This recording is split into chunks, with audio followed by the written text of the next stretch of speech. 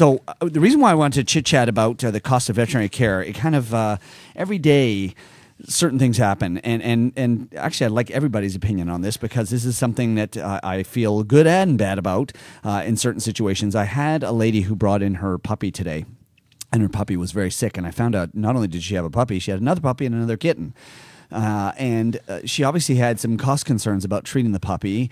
And, she started chit-chatting with me, and I heard a bit about her life story, and she's going through tough times. And the reason why she wanted a pet is because things have not been going very well for her. And so she got these two little puppies and this kitten, which I know are going to make her feel better. The problem is she doesn't have enough money to afford getting them vaccinated or doing anything in terms of medical care. And, I'm torn because I totally believe that pets are therapy. And it's one of those things where it bothers me because I really do believe that people should have their pets. And then there's the other side of me that feels really sorry for these two puppies and this kitten because I know they're not going to get vaccinated. They're probably not going to get fixed. And they're probably not going to be fed that well. I'm more side, unfortunately, with the dogs and the cats and get a little worried about what kind of life these pets are going to have. And unfortunately in Ontario and as far as I know around the world, there's no one there to say, you know what, you just can't afford a dog or a cat, so just don't have it.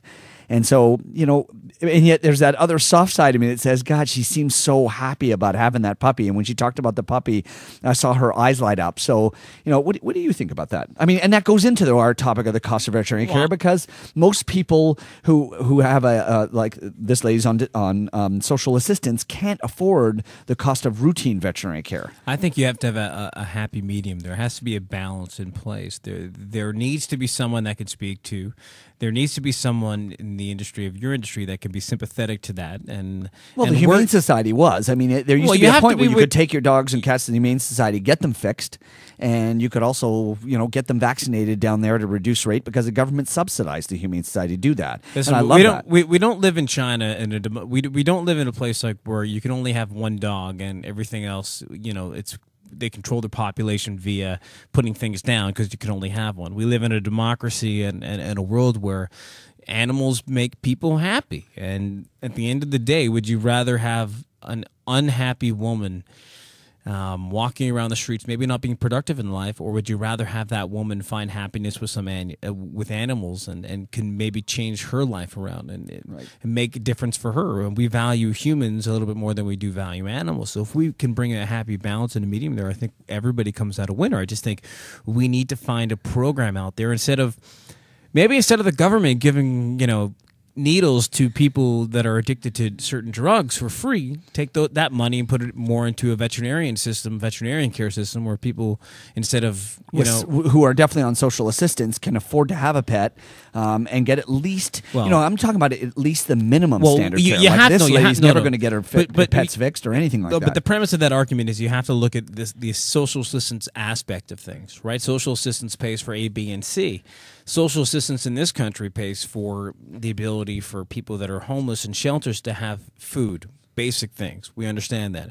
But then it pays millions of dollars a year for them to have alcohol, for them to have cigarettes, for them to have drugs. These are things that if we took 20% of that money and put it towards, maybe 10% of your clients are going to come in, they're going to have a special card. You know that it's like pet insurance. The government is going to take care of at least 80% of all that stuff. You're going to do what's best for the dog. Right. And you know that person is living in a situation where the government has taken onus and responsibility on it. I think we need some government intervention on that because at the end of the day, if you can't afford, animals are such an integrity. They're such an important part of of the way we live. Politicians use animals as ways to attract people to say that they're more wholesome as individuals to vote for. So there's so much that's involved in that question. I wish it was such a closed answer that you can say, well, here's what you should do, A, B, and C.